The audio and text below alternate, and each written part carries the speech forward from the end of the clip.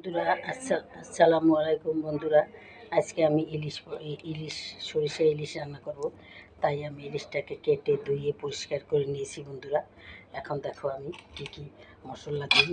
দেখো এখানে পেঁয়াজ বাটা আছে, রসুন বাটা আছে, শুকনো মরিচের গুঁড়া আছে, সামান্য ধনিয়ার গুঁড়া আর হলুদ, কাঁচামরিচ ইত্যাদি। এখন আমি এটাকে অ্যাড করে দেব।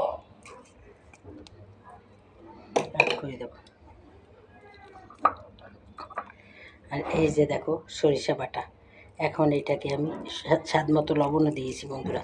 এখন এটাকে আমি সুন্দর করে আমার হাতে মেখে নেব বন্ধুরা।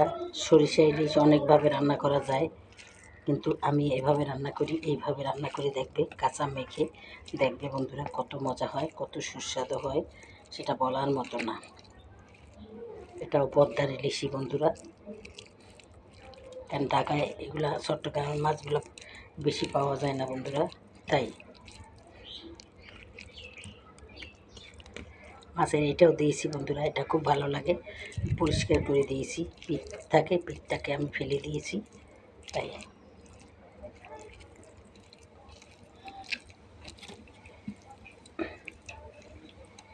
আর একটুখানি সরিষা বাটা দিয়ে দেবো বন্ধুরা, কারণ এটা সরিষা বাটার তরকারি, তাই সরিষাটা একটু বেশিই দিতে হয়।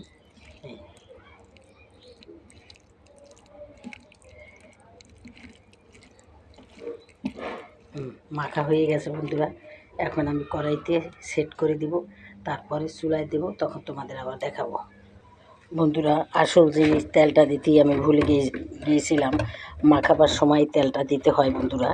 যাই হোক বন্ধুরা, এখন আমি তেলটাকে সয়াবিন তেল দিয়ে দিয়েছি। সরিষার তেল দিয়ে রান্না করলে আরও ভালো হয় বন্ধুরা, কিন্তু আমি সয়াবিন তেল দিয়ে দিলাম। হয়ে গেছে বন্ধুরা। এখন আমি চুলায় বসিয়ে দিয়েছি। দেখো বন্ধুরা, মাছটা আমি কষাচ্ছি। এখন সামান্য একটুখানি উল্টিয়ে দেব। তারপর আমি পরিমাণ মতো একটুখানি পানি দিয়ে দেবো বন্ধুরা। ইলিশ মাছ অল্পতেই সেদ্ধ হয়ে যায়।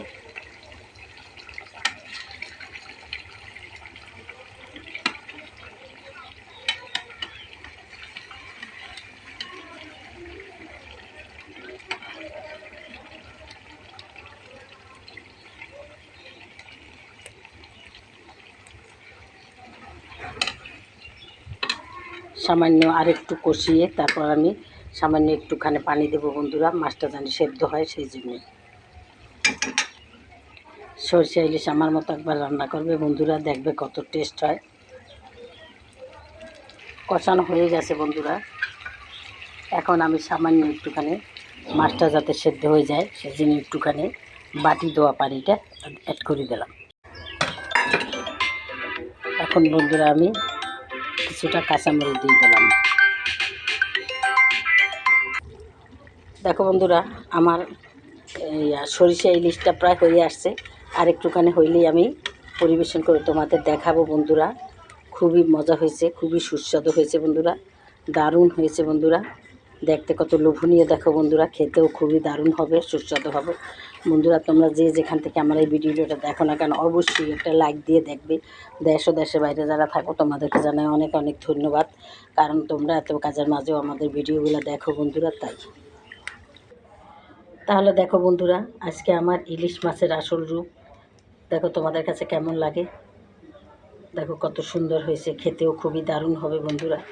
যাই হোক বন্ধুরা, তোমাদের যদি ভালো লাগে তাহলে এইভাবে তোমরা সরষে বাটা দিয়ে এখন ইলিশ মাছের দিন তোমরা রান্না করতে পারো বন্ধুরা।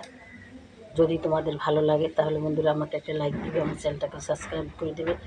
আর যদি তোমাদের ভালো লাগে একটা শেয়ার দেবে, ফেসবুক পেজ থেকে দেখলে অবশ্যই একটা ফলো দেবে। তাহলে বন্ধুরা আজকের মতো রাখি। আসসালামু আলাইকুম, খোদা হাফেজ। যে যেখানে থাকো ভালো থাকো।